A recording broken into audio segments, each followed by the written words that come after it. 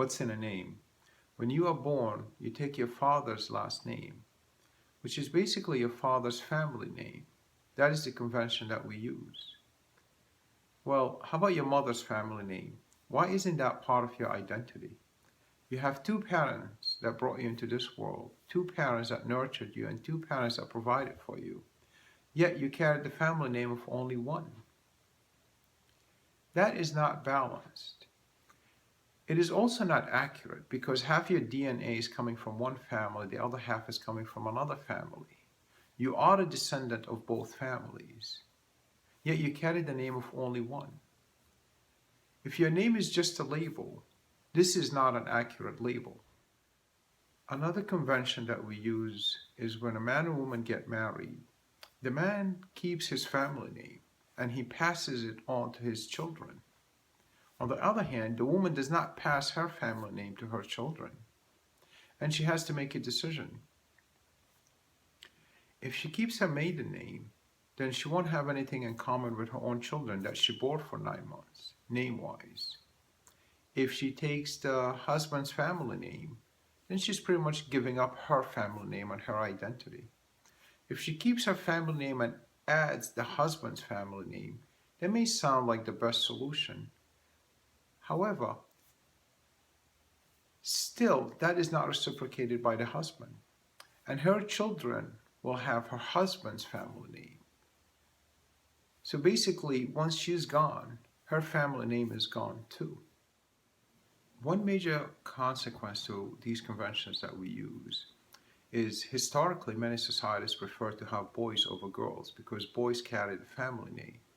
Even today, there are societies that prefer boys over girls. Well, ask yourself this question. If you have a daughter and a son, they are both your offspring.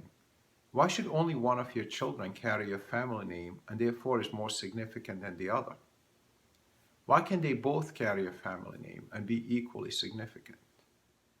All these issues can be resolved if we make a small modification to the conventions that we use. For example, when a child is born, if the family name of the mother of that child is Johnson and the family name of the father of that child is Smith, why not give that child the last name Johnson Smith? So it's basically a two-part last name. So if it's Susie, it will be Susie Johnson Smith, and if it's Bobby, it will be Bobby Johnson Smith. So now children carry the names of both, the family names of both their parents. In fact, we can start the modification a step earlier. When a couple decide to get married, they're in essence starting a new nuclear family. That is very unique. So why not give that family a unique name amongst their larger circle of family and friends? This family is not the Smiths family. It's also not the Johnsons family. This is a new family that is the result of a union between two individuals, one from the Johnsons and one from the Smiths. So why not call that family Johnson Smith? So it's a two-part last name. That will be the family name.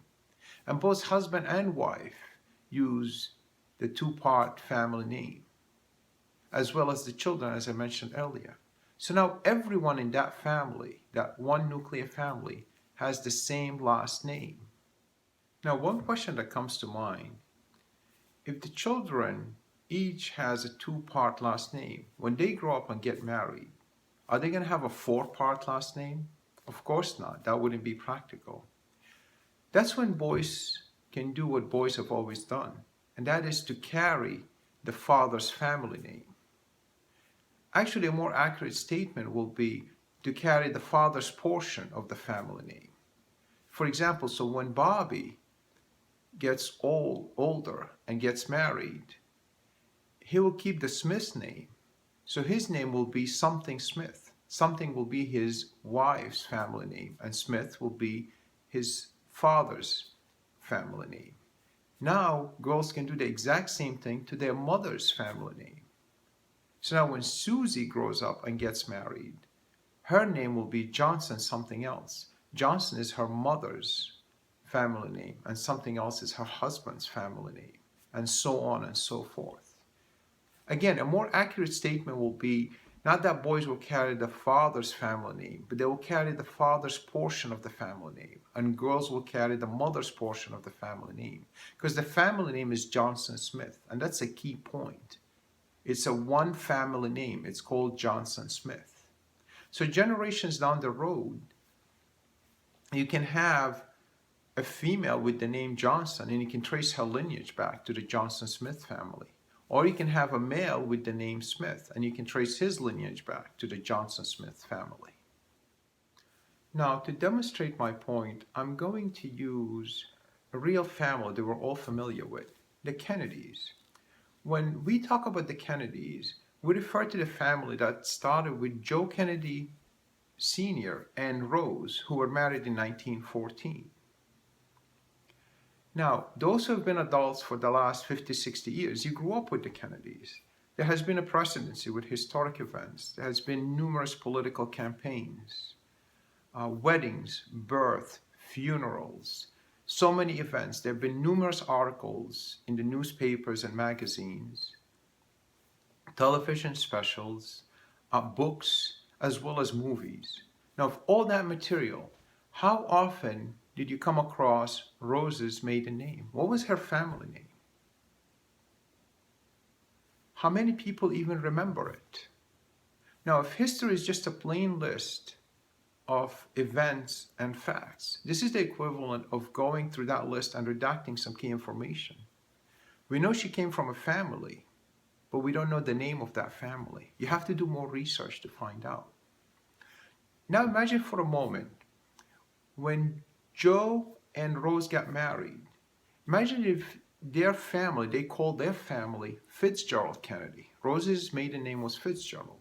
So if they called their family Fitzgerald Kennedy, now all their children will have the last name Fitzgerald Kennedy. And as I explained earlier, the boys will keep the Kennedy portion, will carry on with the Kennedy portion, and the girls will carry on with the Fitzgerald.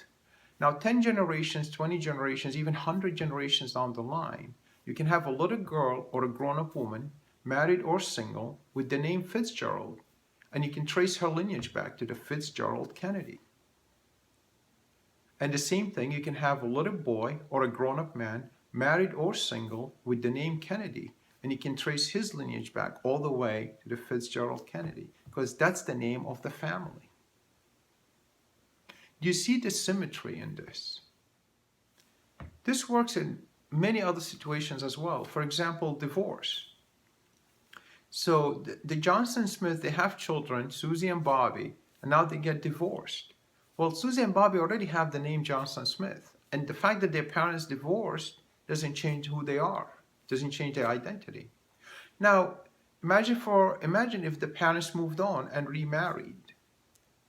Now, in the case of the mother, chances are she's not going to keep her first husband's last name. She's either going to keep her maiden name or takes her second husband's name.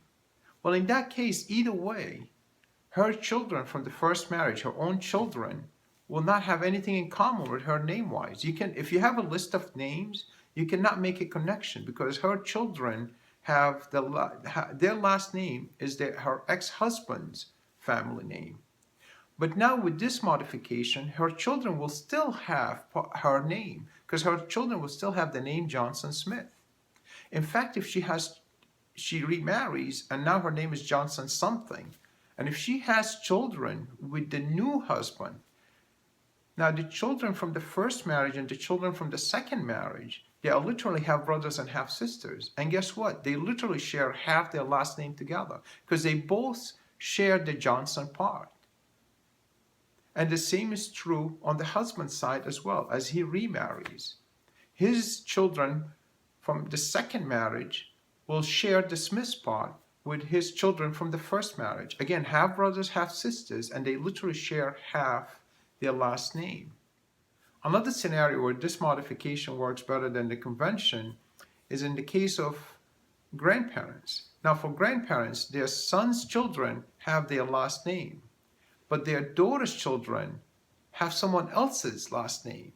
So if you're at some sort of a function and you're just looking at a list of names, you cannot make the connection between the grandparents and the daughter's children. However, you can make the connection between the grandparents and the son's children.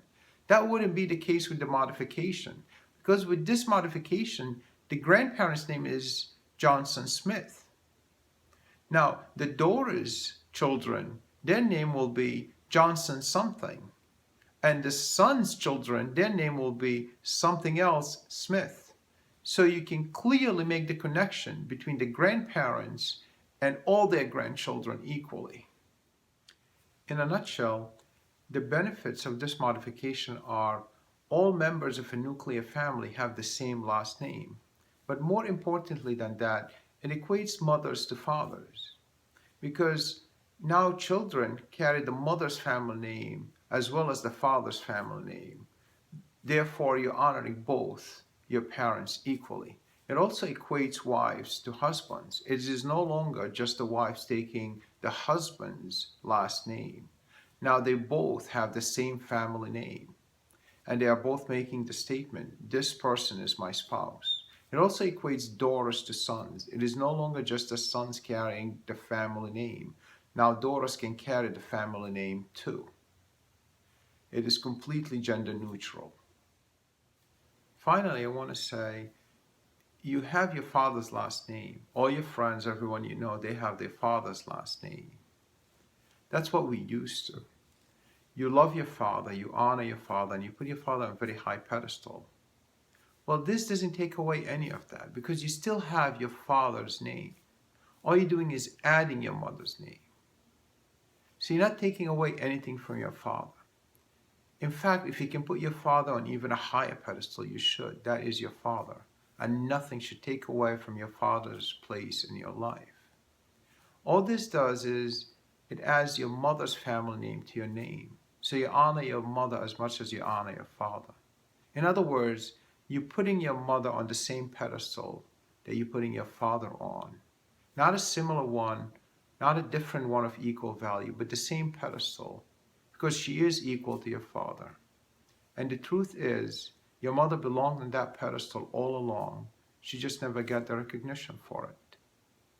That said, I would love to know your thoughts about this topic, so please post your comments below or on Twitter, #what's in a name.